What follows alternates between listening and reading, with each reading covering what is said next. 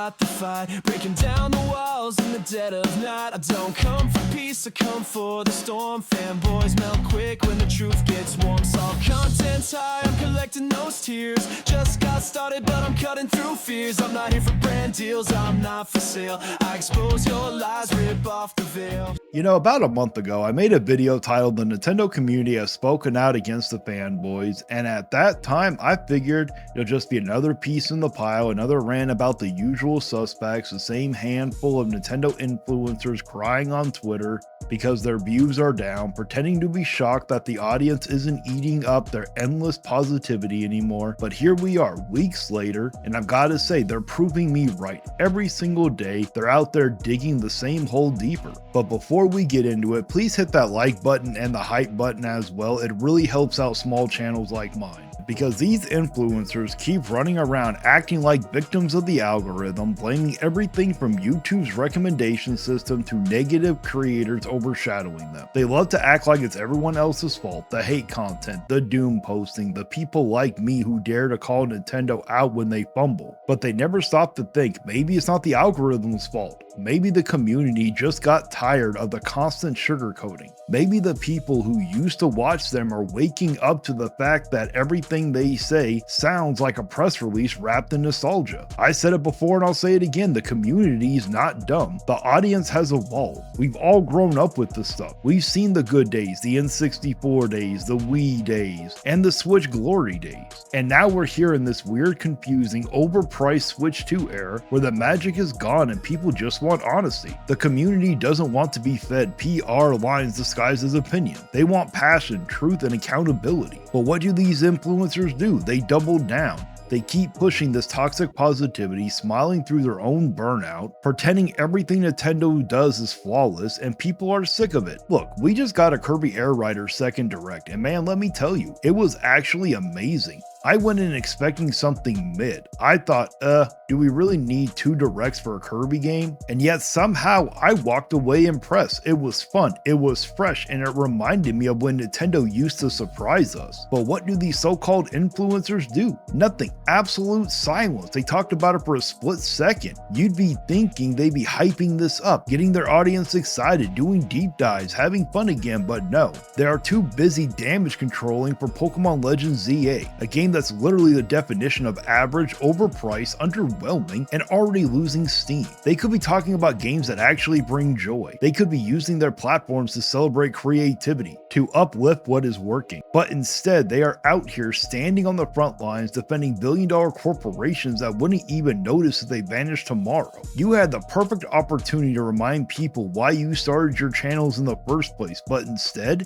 you threw it all away for a few review codes and an imaginary seat at the Nintendo table. And for what? To protect a game that even the most loyal fans are calling mid? These influencers could be spending their time hyping up the good stuff, the games that help the community, but they are too busy running PR for Pokemon Legends. They know it's not good for the community. They know it's overpriced and mid, but they don't care.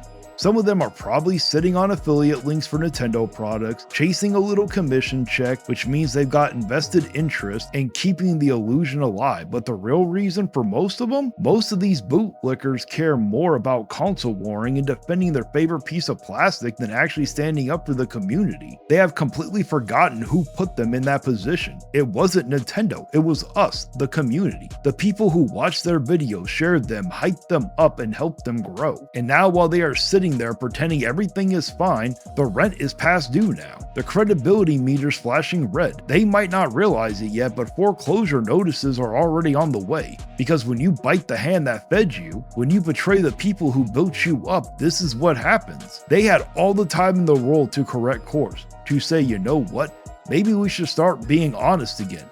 But instead they doubled down. Instead of holding Nintendo accountable, they are out here doing free damage control for a multi-billion-dollar company. Instead of lifting up creators who tell the truth, they clout chase, dragging the good names of honest voices just because those creators dare to call out their favorite company. And the saddest part? They could have stood tall. done the right thing, and reminded Nintendo who really runs this industry, the fans. But instead, they chose to lick the boot, defend mediocrity, and act like corporate loyalty is some kind of personal trait. And in the end, the community sees it. The views don't lie, the market doesn't lie, and when the dust settles, all that fake positivity won't pay the bills.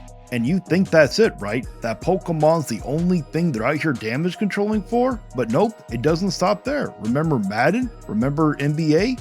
Yeah, the same games that are stuffed to the brim with microtransaction, pay-to-win nonsense, and recycled gameplay year after year? These guys were hyping it up like it was some kind of second coming, knowing full well it's absolute cancer for the gaming community. But they didn't care. They were too busy flexing like, look at what my favorite piece of plastic can do. And here's the irony. They love to say, pay with your wallet, the market will decide. Well, guess what? That saying has never hit harder than it does right now. Because the community is paying, just not the way they expected. They're paying with their views. The market is deciding and is saying loud and clear, they don't want you guys anymore. The audience has spoken, and they're done feeding clout to people who forgot who they were supposed to represent. Now, I'm not going to say these influencers' names. I'm pretty sure most of you already know exactly who I'm talking about, but in case you don't, let me give you a few clues.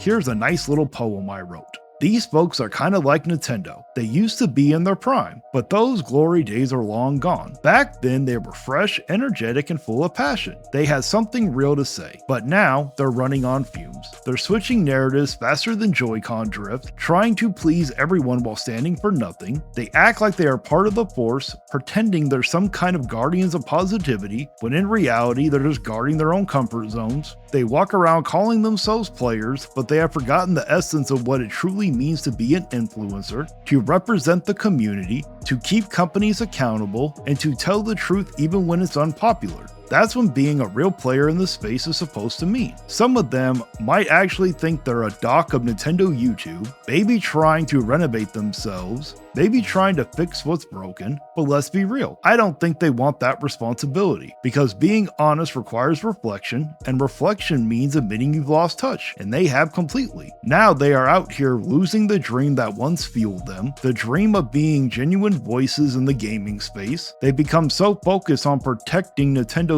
image that they forgot who gave them the platform in the first place. The community did. The people who watched, supported, and believed in them, and now they're getting casted aside like old cartridges nobody wants to blow the dust off anymore.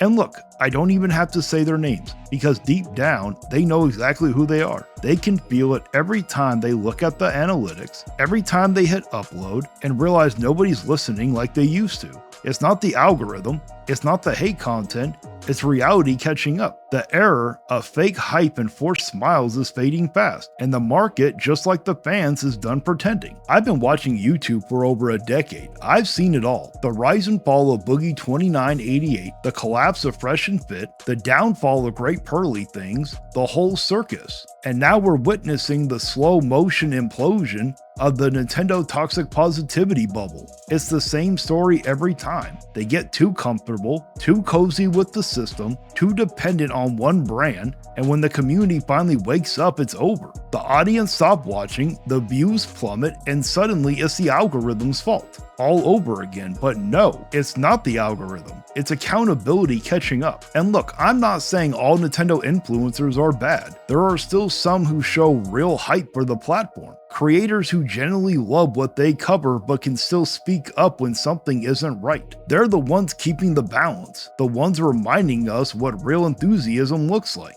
But here's the truth, the community doesn't owe these influencers anything. The community built them. And if they can't adapt, if they can't evolve, then maybe it's time to let the market do its thing. Maybe it's time for some new voices to rise. Voices that aren't afraid to say this game sucks, or Nintendo can do better, without worrying about losing access, sponsorships, or getting blacklisted. So yeah, maybe the era of the Nintendo toxic positivity influencer is finally coming to an end. Maybe that pendulum is swinging back towards reality. And honestly, I'm here for it, because the real fans, the ones who have been here since the beginning, we're tired. We're tired of being treated like walking wallets, tired of being told what to feel, tired of being gaslit into thinking mediocrity is innovation. We don't want excuses anymore. anymore. We want accountability. So to all the influencers still damage controlling for Pokemon Legends ZA, still pretending everything's fine while your numbers sink lower than a Waluigi main in Smash, wake up.